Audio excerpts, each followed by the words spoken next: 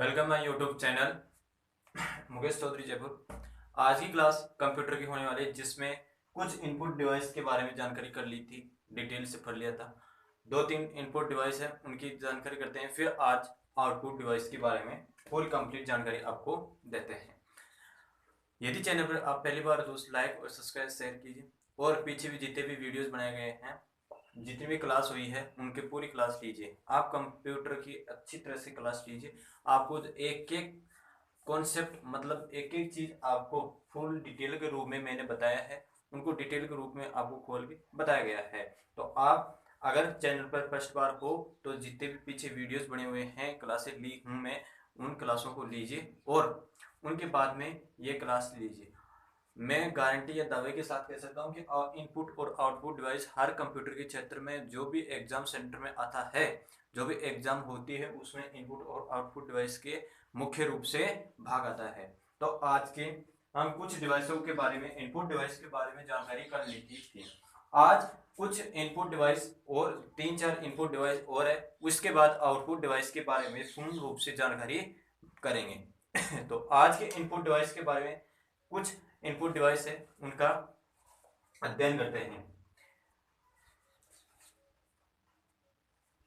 OCR जैसे कोई input device है, OCR optical character recognition.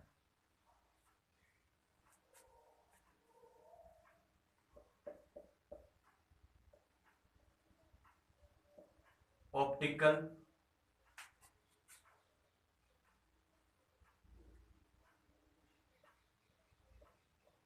Character recognition, ये इसकी फुल फॉर्म है। ठीक है,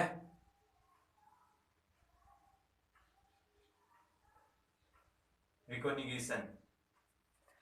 जहां इसका मुख्यतः यह एक इनपुट डिवाइस है, यह एक इनपुट डिवाइस है जिसको मुख्यतः मतलब जिसको मेन रूप से इनपुट डिवाइस है, जो हमेशा आपके ऑप्टिकल साइबर मतलब ऑप्टिकल कैरेक्टर्स चीजों को, मतलब कैरेक्टर्स क्या है इसमें, जो भी आप तृतीय प्रमाण के रूप में आप वर्ड को देखना चाहते हो, उसी के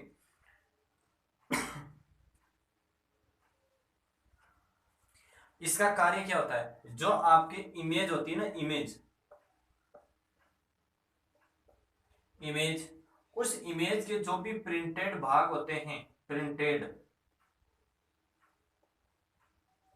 भाग होते हैं, या स्कैनर द्वारा कुछ हस्त स्कैनर द्वारा कुछ हस्तलिखित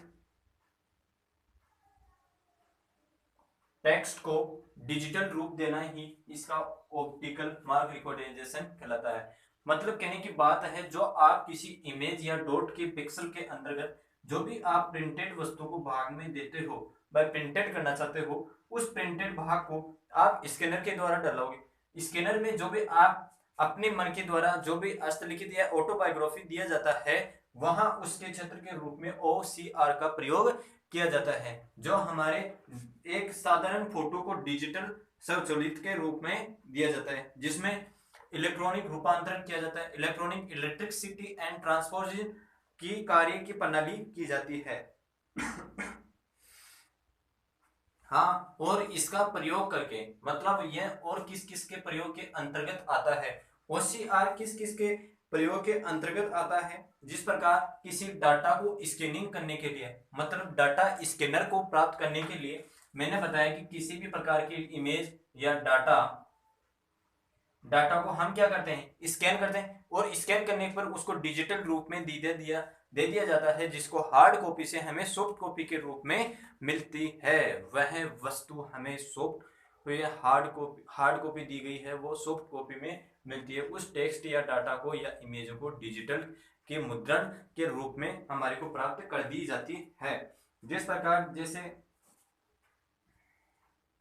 अब इनका प्रयोग किस किस के प्रयोग में होता है, जैसे किसी प्रकार का आप रिकॉर्ड्स तैयार कर रहे हो, रिकॉर्ड्स तैयार कर रहे हो। अब रिकॉर्ड्स बैंक का हो सकता है, किसी व्यापारिक ट्रेडिंग बिजनेसमैन का हो सकता है, मतलब रिकॉर्ड्स अनेक प्रकार का हो सकता है, स्कूल का, विद्यालयों का, मतलब महाविद्यालय यूजी पीजी का हो सकता है। और पासपोर्ट, पासपोर्ट वीजा, जहां पासपोर्ट वीजा आपके पास कार्य करो, पासपोर्ट दस्तावेज, पासपोर्ट दस्तावेज, बैंक चालान, बैंक चालान, बैंक चालान,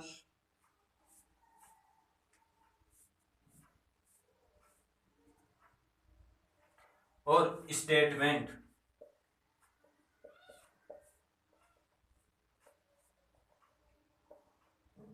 बिजली बिल, बिजली बिल, ठीक है, बिजली बिल इत्यादि। मतलब कहने का मतलब ये है कि जो भी आप किसी टेक्स्ट को देना चाहते हो या मुद्रित करना चाहते हो, उस टेक्स्ट को डिजिटल फॉर्म में, मतलब डिजिटल आपके रेस्ट अब डिजिटल के रूप में आजकल बाइनरी और अंकीय कोडिंग के माध्यम जाना जाता है, जिसमें आपको हम इस प्रकार से 2 या 4 6 7 इस प्रकार से लिखते हैं, इस प्रकार से लिखते हैं, जबकि इस प्रकार से लिखते हैं, जबकि यहाँ मशीनों का यूज किया जाता है। तो हम जानते हैं कि 5 को इस प्रकार से, मतलब डिजिटल अंक के रूप में लिखा जाता है, इसी प्रकार 00 डॉट के रूप में लिया जाता है। उसी प्रकार किसी संख्या को 3 को लिखना है तो वह इस डिजिटल, मतलब एमआईसीआर डिजिटल के रूप में जो कार्य प्रणाली को इमेज के रूप में छवि को प्रदान करता है, डिजिटल के रूप में प्रदान करता है, उसे OCR का प्रयोग किया जाता है, जिसमें ऑप्टिकल कैरेक्टर रिकॉग्नाइजेशन जो बहुत ही महत्वपूर्ण आता है। डाटा को किसी भी प्रकार से डाटा या ऑप्टिकल मार्ग, रसीद या उनको डाटा एंट्री। अब डाटा एंट्री के अंतर्गत बैंक बैंक पासबुक आ गई, बैंक पासबुक आ गई। इसी प्रकार किसी भी प्रकार की बिजली bill, electricity bill, electricity bill pay करना होता है, मतलब इत्यादि जो कार्य आते हैं जिसको डिजिटल के रूप में, जो मिनिस्ट्री के रूप में होता है, उसे हम OCR के प्रयोग के अंतर्गत दिया जाता है। अब आपके पास आता है बारकोड। बारकोड सबसे महत्वपूर्ण है, जो हर दुकान या मॉल, शॉपिंग या किसी भी बड़े से बड़े क्षेत्र के अंतर्गत हम जाते हैं तो हाँ, सबसे पहले बारकोड का प्रयोग किया जाता है। और यदि किसी कॉम्प्लेक्स के अंतर्गत जाते हैं,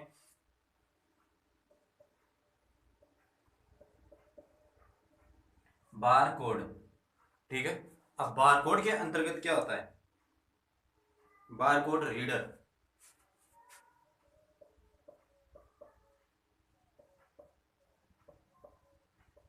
BCR, बारकोड रीडर। अब बारकोड रीडर का मतलब, जहां भी आप किसी भी प्रकार के सेक्टर में जाते हो या आप औद्योगिक क्षेत्र के अंतर्गत जाते हो, बिजनेसमैन के अंतर्गत जाते हो, तो आपने पाया होगा कि वहां भी किसी भी प्रकार से, यदि हम किसी भी प्रकार की पुस्तक खरीदते हैं, हम किसी भी प्रकार की पुस्तक खरीदते हैं या किसी भी प्रकार की पुस्तक हुई, वस्तु हुई, इत्यादि चीजों को हम खरीदने के लिए प्रयोग करते हैं, जहां किसी एक बार कोडर हेड हैंड स्कैनर आता है, इसका स्कैनर आता है, स्कैनर हैंड हैंड स्कैनर आता है, जो एक अत्था के समान दिखाई देता है, जो आपको मैं बारकोड के रूप में दिखाऊं कि यहाँ आप देखो, ये बारकोड है ना, ये बारकोड, ये बारकोड जो अंक की संख्या के अंतर्गत दिखाई देता है, इसी बार BCR के नाम से जाना जाता है, bar code reader, bar code reader, जो ऑप्टिकल मतलब डिजिटल संख्याओं के रूप में ये डिजिटल संख्या दी जाती है। इस डिजिटल के मुद्रा के अंतर्गत यह प्रदर्शित कर दिया जाता है कि आप इस वस्तु के इतने रुपए, मतलब इस वस्तु की कीमत को बताता है, और वह वस्तु को बताता है कि वह कौन सी वस्तु है जिसके बारे में आप मूल्य का स्कैनर, मतलब मूल्य का पता करना चाहते हो। इसलिए यह बारकोड बहुत ही महत्वपूर्ण क्रिया होगी है जिसमें आप एक स्कैनर हेड होल्ड लगाते ही आप उसका मूल्य का पता लगा सकते हो, उस वस्तु की किफायती या जो भी उत्पादन क्षमता है उसके बारे में जानकारी आप ले सकते हो। जो एक विशिष्ट रूप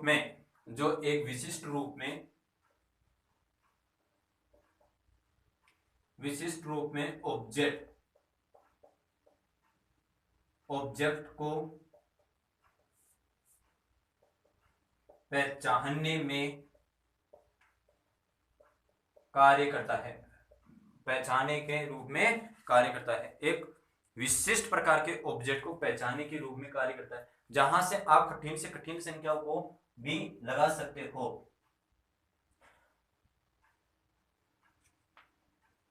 जो हमेशा वो स्कैनर हैंड होल्ड वाली मशीन आती है वो पढ़ ली जाती है उस अंकों को।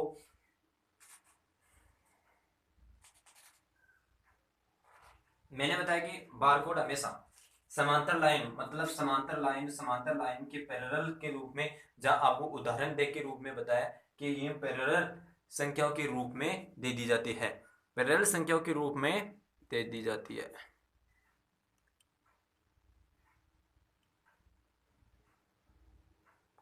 जो पैरेलल संख्याओं के रूप में दे दी जाती है, ये पैरेलल संख्या है। इनके अंतर्गत कुछ है, मतलब जो डिजिट लिखे होते हैं यहाँ डिजिट्स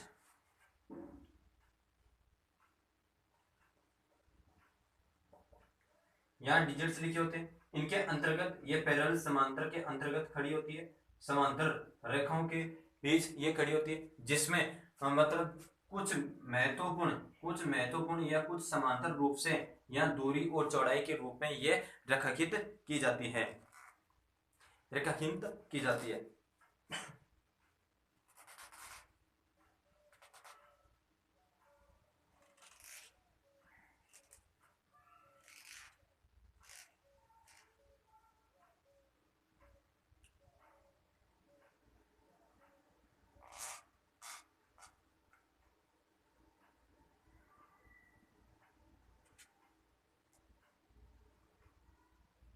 इस बारकोड रीडर से आपको यह क्वेश्चन पूछा जाता है कि क्या यह 2D के अंतर्गत कार्य करती है, मतलब 2D यानी ज्यामिति। हाँ,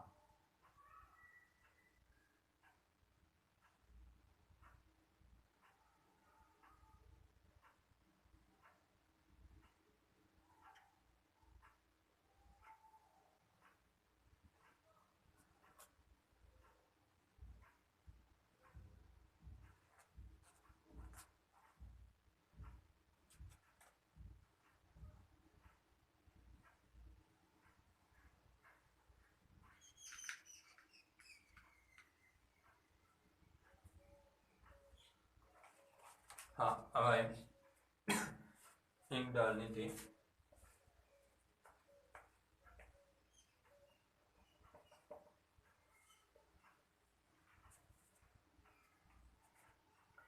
बारकोड रीडर जो हस्तलिखित है, ये 2D आयामों के दुगने आयामों में कार्य करती है, जिसमें अनेक प्रकार की एक फिक्स साइज के रूप में ये दे दी जाती है। लेंथ और बेस, मतलब जो लंबाई है, लेंथ और लंबाई चौड़ाई के अंतर्गत दे दी जाती है। भाई इस चौड़ाई के अंतर्गत ही इसमें इतना स्पेस रखा जाता है, उस स्पेस को हम किस प्रकार से परिपूर्ति कर सकते हैं। जो हमारे डॉट्स या षटकोण बनते हैं इसमें, मतलब ये किसी भी प्रकार में हो सकते हैं। डॉट्स बन गई, ये डॉट्स बन गई, ठीक है। यहाँ पैरेलल के रूप में आपको इस प्रकार के दिखाई देते हैं, जहाँ डॉट भी दिखाई देते हैं। यह 2D के रूप में दिखाई भी दे दी जाती है, जहाँ अंक लिखे जाते हैं, उस अंक के आधार पर उसी संख्या की या उसी वस्तु की ऑब्जेक्ट की पूर्ण रूप से डिटेल दे दी जाती है, जो हमारे लिए महत्वपूर्ण होती है। और ये महत्वपूर्ण मैं आपको बताया कि शॉपिंग रूप से, मतलब जिस प्रकार शॉपिंग मॉल होता है, शॉपिंग मॉल,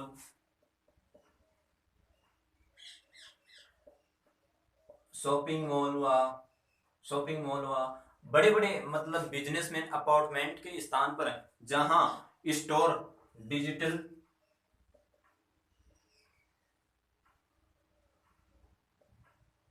डिजिटल अकाउंट्स और अत्यधिक मतलब बहुत ही महत्वपूर्ण ऐसी चीजें जहां बाहरी वस्तु का मान निकाला जाता हो, उस बाहरी वस्तु का मान किस प्रकार से ऑब्जर्वाइजेशन किया जा सकता है, उसकी सूची प्रबंध मतलब उसकी सूची प्रबंध किस प्रकार से की जाती है। क्विक बिलिंग स्टोर मतलब जिसमें डिपार्टमेंटल जनरल डिपार्टमेंटल स्टोर के रूप में भी इनका प्रयोग किया जाता है, जिसमें आप अन्य प्रकार से मतलब ज्यादा समय न गवाते हुए आप उसकी सूची क्रमबद्ध अध्ययन या मतलब क्रमबद्ध के रूप में बना सकते हो, जिससे आपको यह बेनिफिट होता है उसमें एक तो आपको समय की बचत होती है, लेन देन में जो भी भूल चूक होती है, जो भी गलती से जुड़ा भाव या जुड़ जाता है, उसका भी पता विवरण दे दिया जाता है कि इस प्रकार से इसमें ये त्रुटिपूर्ण दोष पाई जाती है। तो आप इस प्रकार की समस्या से बचने के लिए बार कोड रीडर का प्रयोग किया जाता है।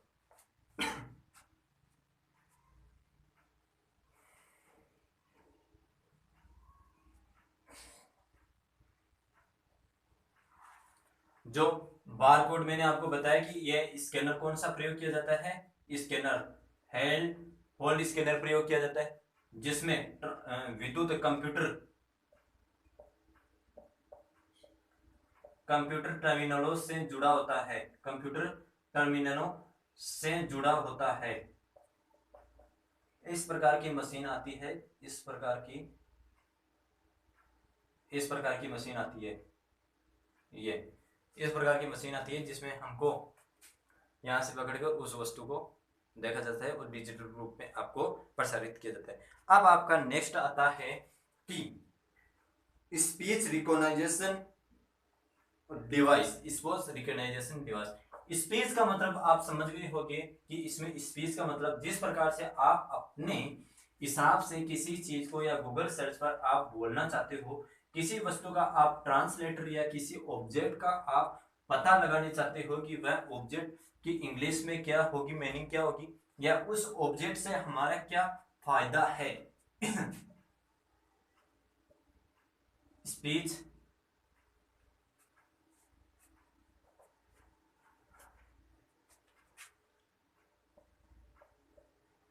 स्पीच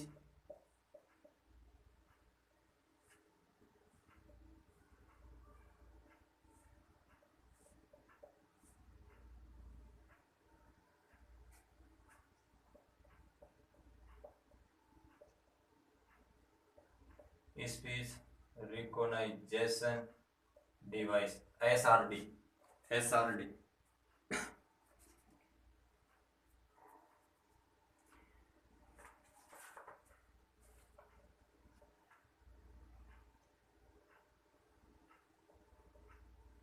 ये माइक्रोफोन की एक इनपुट डिवाइस होती है, जो हम किसी भी प्रकार से हमारी ऑडियो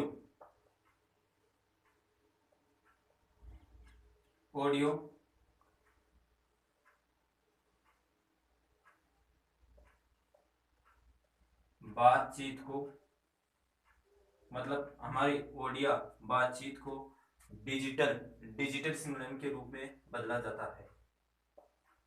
डिजिटल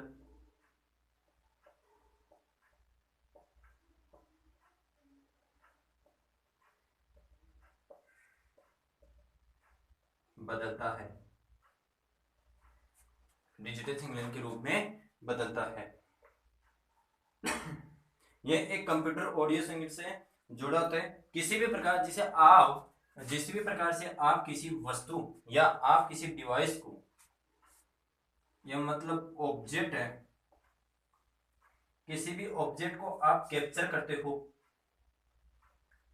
और कैप्चर करके उस वस्तु को आप सर्च के अंदर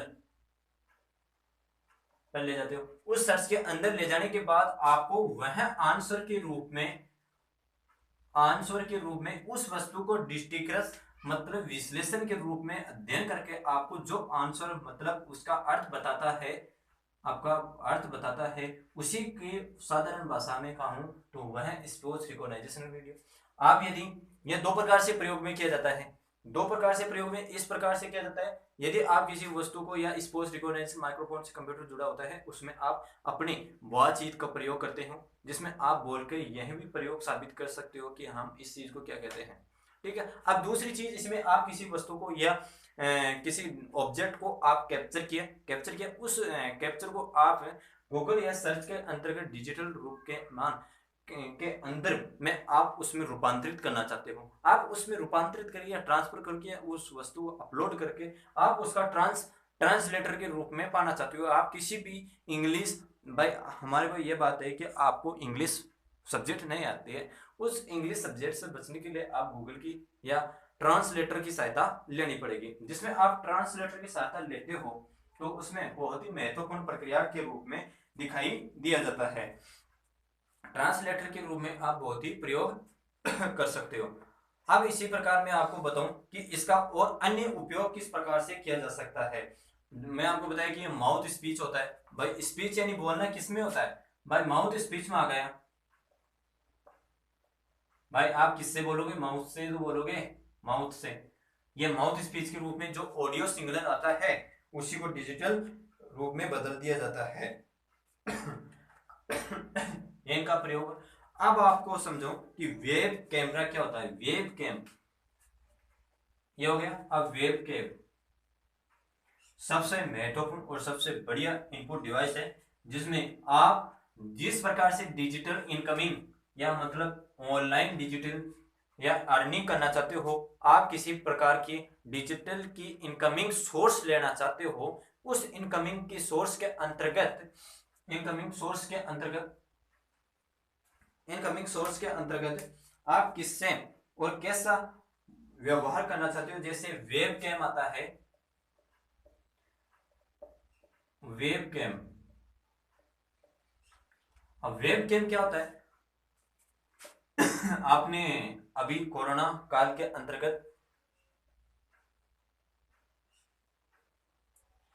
जूम ऐप का प्रयोग, जूम ऐप था, उसका नाम सुना होगा, बहुत ही प्रचलन में था। किसी भी प्रकार की ऑनलाइन वीडियो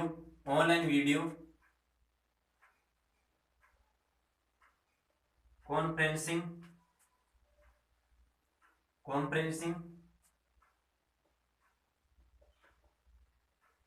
मीटिंग की जाती थी। भाई अब कोरोना का कोविड का समय था। उस कोविड के रूप में हम आना जाना वाना सब बंद था। बड़े उद्योगपति, अब बड़े सार्वजनिक स्थान और गवर्नमेंट सेक्टर में ये दिक्कतें पड़ गई कि हम किस व्यक्तियों से कैसी बातचीत करें और उनका संगठन का मतलब उनकी सहायता किस प्रकार से करें। भाई उनकी सहायता किस प्रकार से करें, हमारी जनता की सहायता किस प्रकार से करें। तो जिस प्रकार बड़े बड़े नेता, एमएलए और मुख्यमंत्री, प्रधानमंत्री, राष्ट्रपति इत्यादि और गृह मंत्री, होम मिनिस्टर इत्यादि मिनिस्टरों ने जूम ऐप की सहायता से, मतलब जूम ऐप की सहायता से एक वेब कैमरा होता है, उसको ऑनलाइन वीडियो कॉन्फ्रेंसिंग के अंतर्गत मीटिंग स्टार्ट करती। उस मीटिंग के स्टार्ट होने से सभी की जो भी क्वेश्चन या जो भी आंसर मिल पाते हैं उनको सम्मिलित रूप से हल किया। अब दूसरी चीज आपको मैं बताऊं इसका और अन्य उपयोग। हम किसी भी प्रकार को डाटा, मतलब हम किसी भी प्रकार के डिजिटल दस्तावेजों को अपलोड करना चाहते हो। आपने नाम सुना होगी आधार वेरिफिकेशन,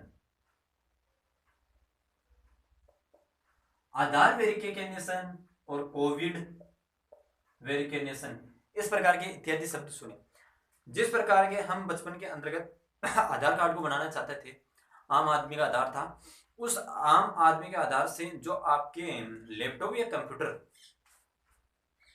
आपके लैपटॉप था, लैपटॉप के मॉनिटर के ऊपर जहां ऊपर शीर्ष के रूप में एक कैमरे के रूप में, एक वेब कैमरे के रूप में आपकी तस्वीर खींची जाती थी। उस तस्वीर को इस प्रकार से खींची जाती थी जिस प्रकार के हमारे आइकन्स, मतलब जो भी हमारे अंगुल फिंगरप्रिंट, और जिस प्रकार के हमारे आइकन्स मतलब आईज की किसी भी प्रकार से मेल टेप होती हो, उसमें किस प्रकार से निखारण किया जाए, और उसके डिजिटल के रूप में आप यदि उस आधार को या कोई फर्जी व्यक्ति पाया जाता है, यदि उस व्यक्ति को फर्जी व्यक्ति पाया जाता है और डुप्लीकेट आईडी लेता है, तो वह व्यक्ति अगर पकड़ा जाता है तो उस व्यक्ति को आधार वेरिफिकेशन के आधार पर उस वेब कैमरा की सहायता से उसको जांच की जाती है। उस जांच के दौरान यदि वह व्यक्ति वेब कैमरा में गलत पाया जाता है तो उसे दोषी माना जाता है। ठीक है। जहां आपको हर प्रकार की सेक्टर में एग्जाम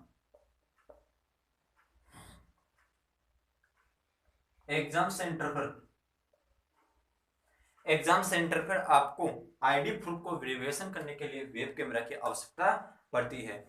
ठीक है। आप वेब कैमरा अच्छी तरह से, ये एक इनपुट डिवाइस ही होती है।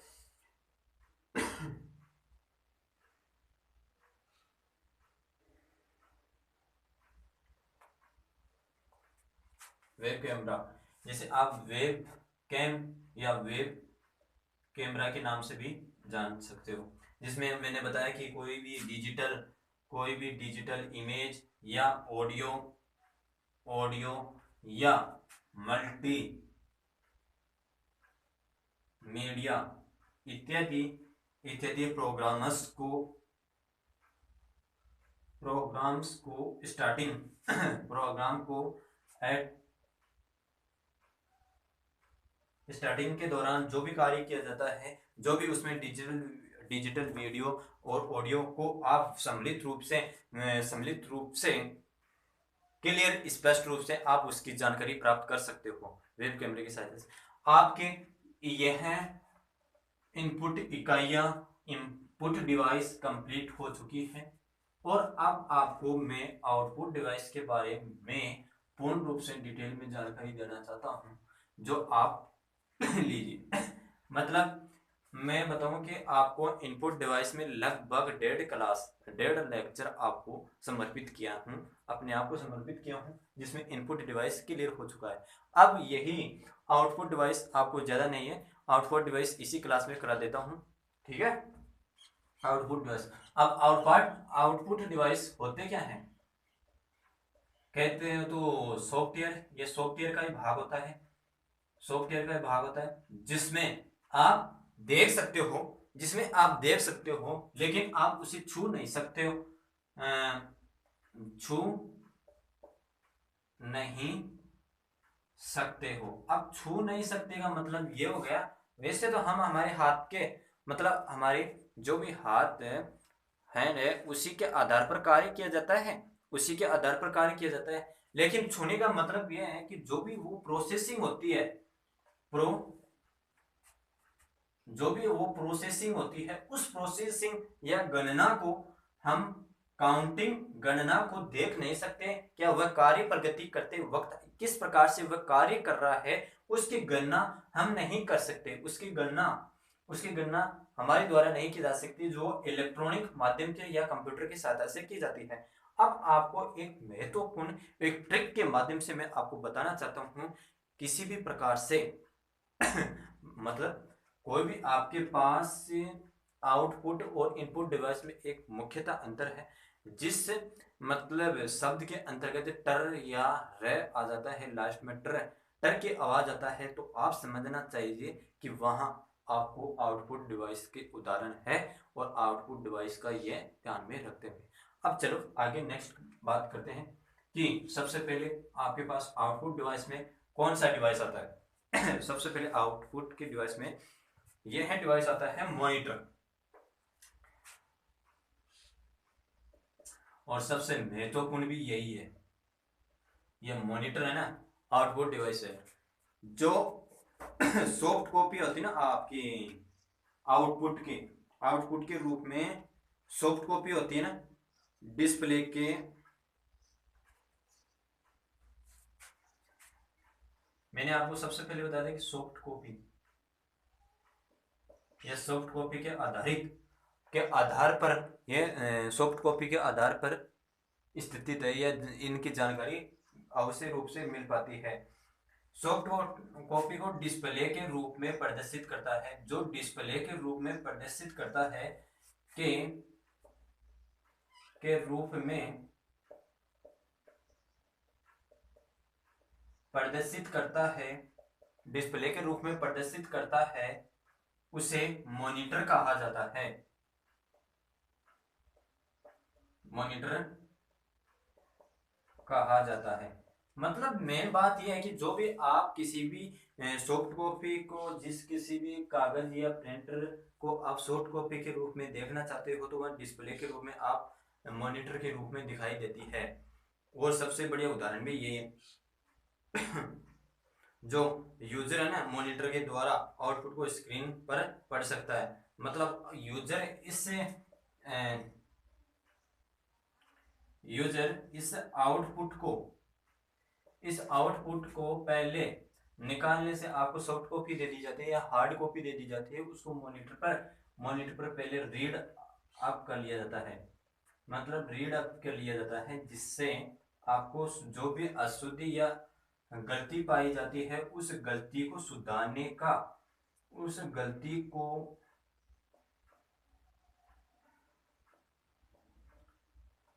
का मौका दे दिया जाता है। गलती को सुधारने का मौका दिया जाता है, उस गलती को सुधारने के लिए मौका दिया जाता है। अब आपको मैं बताऊं ये होती क्या है, और कुछ ऐसी चीजें होती हैं जो आपको शेयर करने की आवश्यकता है कि हम कंप्यूटर पढ़ रहे हैं, उस कंप्यूटर के रूप में मॉनिटर का किस प्रकार से प्रभाव आता है। अब मॉनिटर पर आप देखा होगा CRT एक मॉनिटर आता है। CRT के कई भाग होते हैं, मॉनिटर के अंतर्गत एक CRT मॉनिटर होता है। अब CRT मॉनिटर का फुल फॉर्म बताऊं तो कैथोड रे ट्यूब होता है। Cathode ray tube. जो भी मैं आपको फुल फॉर्म बताता हूं, उन फुल फॉर्म को याद रखें, क्योंकि हर कंपटीशन के अंतर्गत ये तीन क्वेश्चन तो बहुत ही महत्वपूर्ण है। एक तो शॉर्टकट, एक फुल फॉर्म। यदि एक किसी फंक्शन की के साथ कोई भी हेल्प के साथ कार्य करता हो या उसकी सहायता से कार्य करता हो, तो ये तीन प्रकार के महत्वपूर्ण क्वेश्चन आते हैं हर कंपटीशन के क्षेत्र में। एक तो शॉर्टकट, एक फुल फॉर्म के, और एक जो भी फंक्शन की या जो भी होम की या कीबोर्ड की के साथ अन्य किसी की का प्रयोग संयोजन करके उनका कार्य का पता लगाया जाता है, तो उनका ये ध्यान रखा जाता है। मैं हर चीज के अंतर्गत जो भी नया टॉपिक होता है उसमें फुल फॉर्म आती है। आउटपुट के डिवाइस में भी, इनपुट डिवाइस के अंतर्गत भी फुल फॉर्मों का रूप है, जो आप शॉर्टकट से याद रहे। फुल फॉर्म याद रहना चाहिए। फुल फॉर्म से याद रहने से अधिकतर चीजें आपको वैसे नॉलेज पूर्वक प्राप्त हो जाती है। अब कैथोड रे ट्यूब, अब ट्यूब मतलब इस प्रकार की, जो भी आपके पास मॉनिटर आता है, उस मॉनिटर के अंतर्गत अनेक प्रकार, हजार प्रकार के पिक्सल पाए जाते हैं। यह तो आपको पता ही है कि CRT एक आउटपुट डिवाइस है, और यह टीवी के समान दिखाई देता है। CRT किसके? टीवी के समान।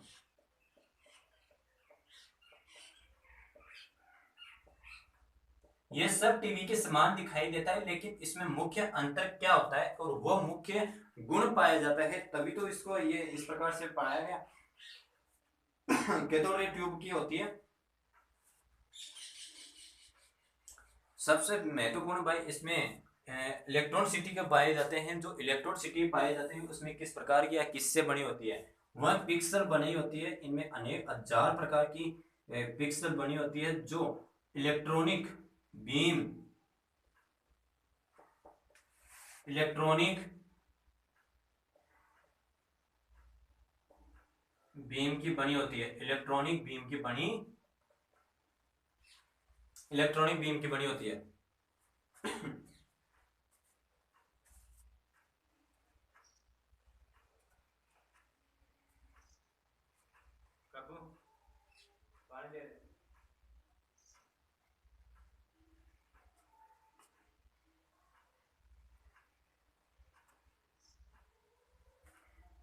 जो अलग पावर इलेक्ट्रॉनिक की बीम बनी होती है, उस इलेक्ट्रॉनिक बीम का प्रयोग किस प्रकार, मतलब ये जो पिक्सल आती है, बीम का प्रयोग क्यों किया जाता है।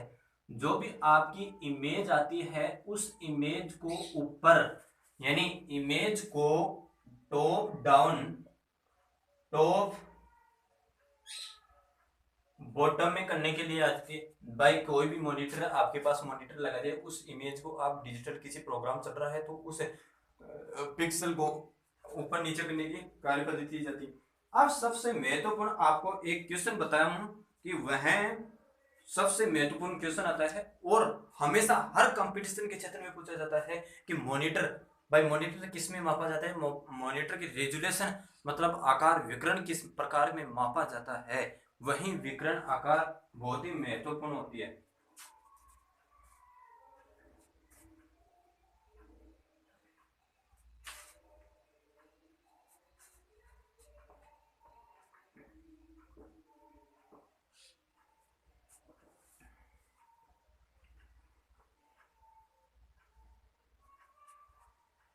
भाई इसमें जो भी मॉनिटर की स्क्रीन है, उस स्क्रीन को किस में मापा जाता है, स्क्रीन को मापा जाता है, किस में मापा जाता है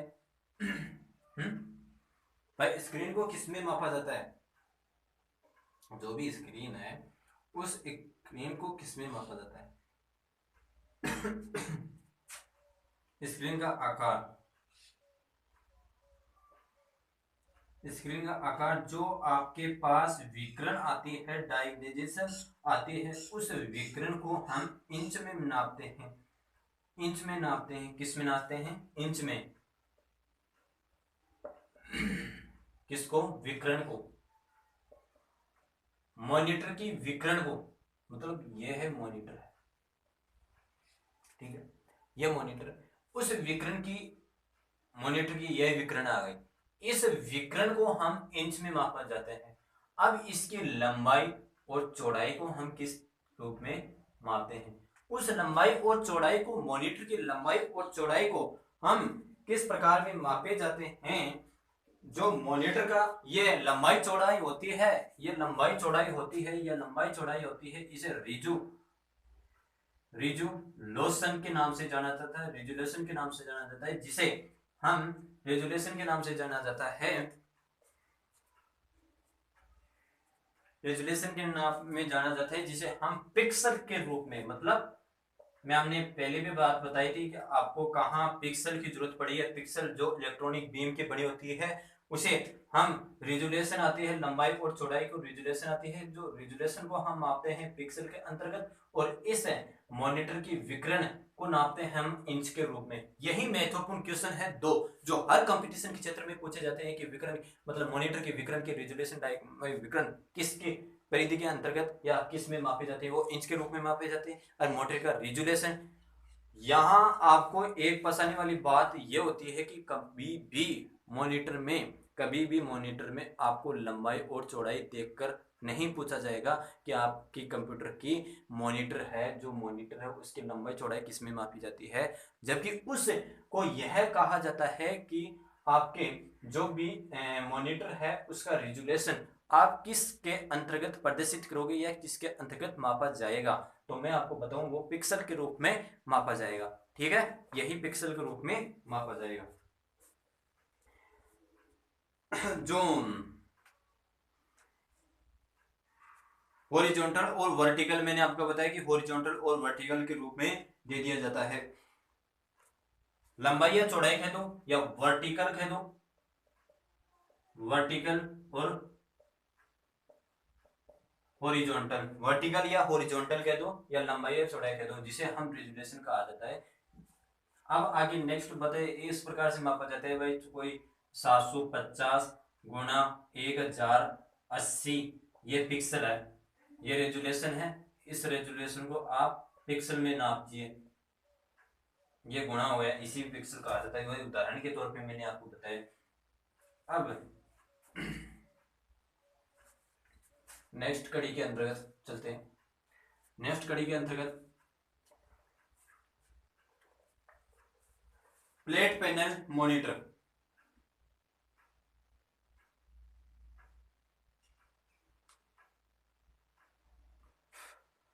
मैंने आपको ये भी बताया था कि पिक्सल, भाई ये आपकी पिक्सल होती है ना मॉनिटर के अंतर्गत जो मापी जाती है, रेजुलेशन मापता है, रेजुलेशन में मापी जाती है पिक्सल। ये पिक्सल छोटे छोटे डॉट के रूप में, छोटे छोटे डॉट के रूप में प्रदर्शित होते हैं, जो स्क्रीन के डॉट्स के पीछे की रिक्त जगहों, मतलब जो भी रिक्त जगह होती है ना, खाली स्पेस, ये खाली स्पेस है ना, ये स्पेस, इम्पिटी स्पेस, ये डॉट पिच के रूप में जाना जाता है, पिच डॉट पिच के रूप में जाना जाता है। अब आपका दूसरा आउटपुट डिवाइस आता है, plate panel, plate panel, plate panel monitor, यही उसी का भाग है, मॉनिटर का भाग है ये भी, प्लेट पैनल मॉनिटर।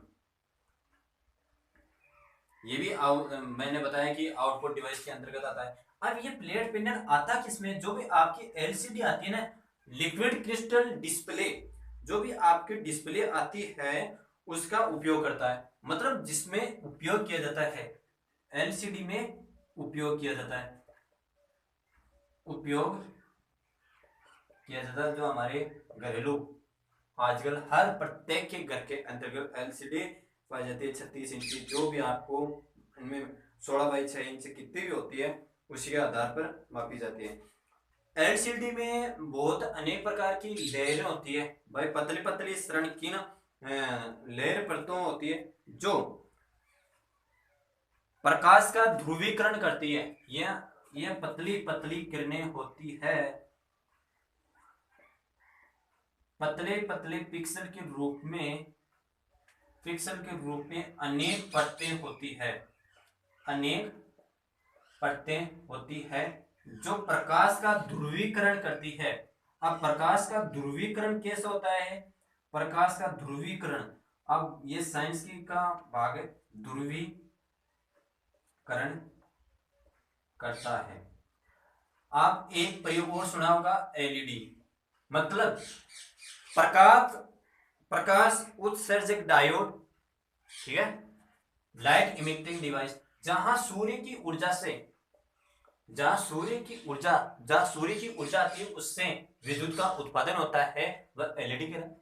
जहां एलसीडी मतलब सूर्य के प्रकाश से कोई प्रभाव नहीं पड़ता है, कोई नेगेटिव मान आता है, उसे एलसीडी कहता है। ये इसलिए उसका प्रकाश का ध्रुवीकरण कहलाता है। इसीलिए तो कहा जाता है कि प्रकाश का ध्रुवीकरण होने के अंतर्गत ही हम हर चीज को वर्गीकृत कर सकते हैं। जिसमें पतले लंबे अणु के तार होते हैं जो क्रिस्टल के रूप में कहलाते हैं। ये क्रिस्टल है, लंबे लंबे लंबे क्रिस्टल, जो आपके परतें होती है, आपकी जो परतें होती है, ये परतें बताए ना मैं, अनेक परतें होती है, इस परतों के रूप में अनेक क्रिस्टल पाई जाती है जो हमेशा प्रकाश के डायोड के कार्य को संभालती है। और पिक्सल नियंत्रक, जो पिक्सल को कंट्रोल करती है, या जैसे पिक्सल को गहरा करना, डार्क करना, हल्का करना, इनका यही कार्य होता है। एक एलईडी है जो प्लाज्मा डिस्प्ले, भी एक प्लेट पैनल तकनीकी है जो आजकल सबसे अधिक इस्तेमाल की जा रही है। आजकल एलसीडी को छोड़ के एलईडी का प्रयोग ज्यादा किया जा रहा है। जो भी हमारे यहाँ घरेलू में लाइट प्रकाश सीएफएल की जगह एलईडी का प्रयोग किया जा रहा है, जो बहुत ही महत्वपूर्ण होता है। सीआरटी की तुलना में, मतलब जो आपको मैंने बताया कैथोड रे ट्यूब की तुलना में मॉनिटर का, प्लेट पैनल मॉनिटर का प्रयोग अधिक किया जाता है, जो महत्वपूर्ण होता है।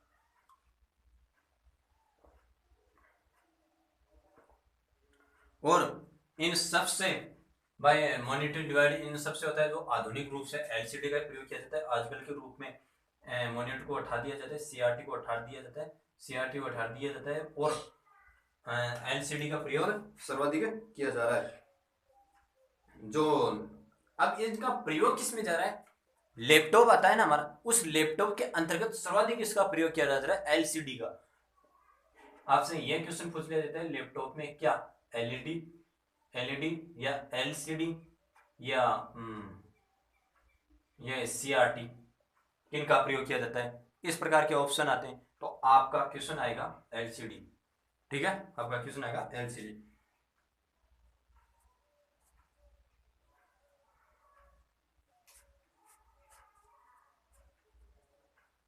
थीम, जिस प्रकार आप थीम इसमें एलसीडी में थीम देना चाहते हो, वह अनेक प्रकार से थीम दिया जा सकता है, जिसे थीम पेंडुलम ट्रांजिस्टर के उपयोग में लिया जाता है। हर एक पिक्सल को नियंत्रित किया जाता है, इसलिए पिक्चर क्वालिटी और विंग एंगल बहुत आता है। LED monitors light emitting diode use करते हैं। मॉनिटर में परफॉर्मेंस बूस्टर आदि को बढ़ाने का काम किया जाता है। देखो, एलईडी है ना, मॉनिटर मूल रूप से एलसीडी है भाई। एलईडी है ना, मॉनिटर मूल रूप से एलसीडी है। और एलईडी है ना, बैक लाइट लगा होता है। बैक लाइट जो आपके थर्माप्लास्टिक और नॉन थर्माप्लास्टिक के आप अंतर जानते हो ना, उसी प्रकार बैक लाइट इमिटिंग रोशनी लाइट लगी होती है, जो हमें रोशनी व शक्ति प्रदान करती है। ये बैक लाइट के रूप में एलसीडी आती है। एलसीडी जो बैक लाइट लगी होती है, जिसमें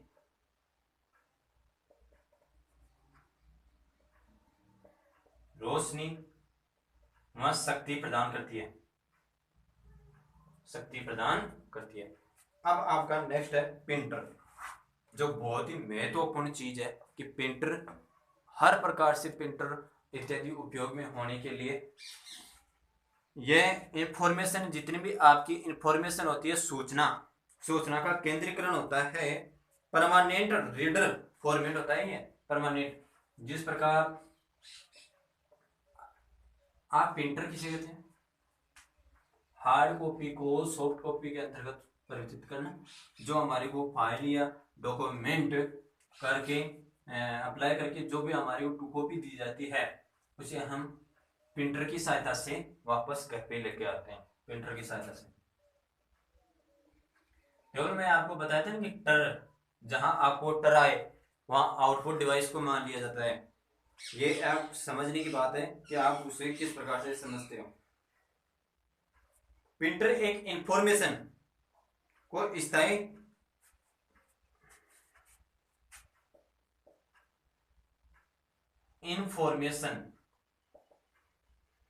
इंफॉर्मेशन को एक स्थानीय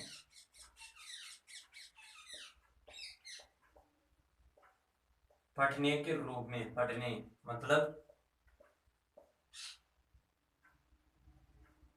परमानेंट रीडिंग फॉर्मेट,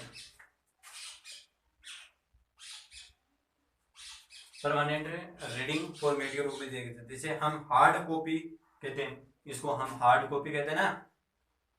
आमतौर पर आउटपुट कागज में छिपा होता है। प्रिंटर आउटपुट की गुणवत्ता को पहचान करके जो हमारे कार्य महत्वपूर्ण होती है, उसमें डॉट पर इंच में मापी जाती है। प्रिंटर को मोटे तौर पर इंपैक्ट प्रिंटर और नॉन इंपैक्ट के प्रिंटर में वर्गीकृत किया जा सकता है। अब आपको महत्वपूर्ण एक दो क्वेश्चन आता है कि जो भी आपकी प्रिंटर है, उस प्रिंटर को हम किस प्रकार की कार्य पद्धति में मापते हैं। यहां भी एक प्रिंटर की मापने की इकाई आती है, प्रिंटर की मापने की इकाई डॉट पर इंच।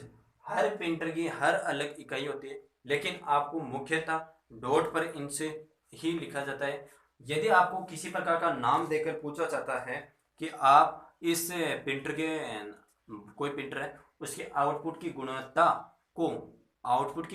को आप किसमें मापना चाहोगे, तो आप सबसे पहले डीपीआई को डी डॉट पर इंच को ही प्रथम प्राथमिकता दोगे, जिससे प्रिंटर को इम्पैक्ट या नॉन इम्पैक्ट यह वर्गीकरण के रूप में देखा जाता है कि वहाँ कौन सा प्रिंटर काम किया जा रहा है और कौन सी वर्गीकृत में किया जा रहा है।